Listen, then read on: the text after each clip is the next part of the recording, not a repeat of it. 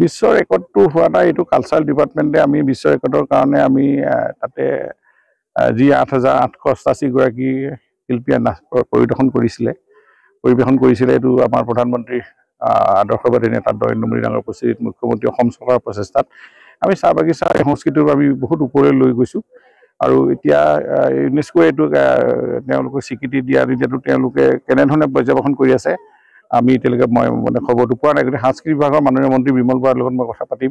মুখ্যমন্ত্ৰীয়ে এইটো চেষ্টা কৰি আছে কাৰণে গতিকে এতিয়া ইয়াতকৈতো আৰু কোনো 8,888 গৰাকীয়ে নচা নাই এনেকৈ একেলগে, সেইটোতো ৱৰ্ল্ড ৰেকৰ্ড হ'ব লাগে। গতিকে লৈ ইউনেস্কোৱে কেনেধৰণে গোটেই বস্তুটো চাইছে তেওঁলোকৰ ওপৰততো আমি কথা ক'ব নোৱাৰোঁ। গতিকে লৈ মই কথাটো যে আমি ইমান ডাঙৰ এটা যে অনুষ্ঠান পাতি অসম চৰকাৰে গোটেই চাহ বাগিচা আমাৰ ইয়াৰ শিঙিজানো গৈছে, ডুমৰ দলঙৰ পৰা আদি কৰি চৰাইদেউ জিলাও তেওঁলোকে এটা একেলগে এনেকুৱা ধৰণে 8,888 গৰাকী শিল্পী একেলগে নচাটো এটা ৰেকৰ্ড হৈছে। খালি স্বীকৃতিটো কেনেধৰণে আহে এইটো অকণ চৰকাৰী ফৰ্মেলিটিজৰ ওপৰত নিৰ্ভৰ কৰিব।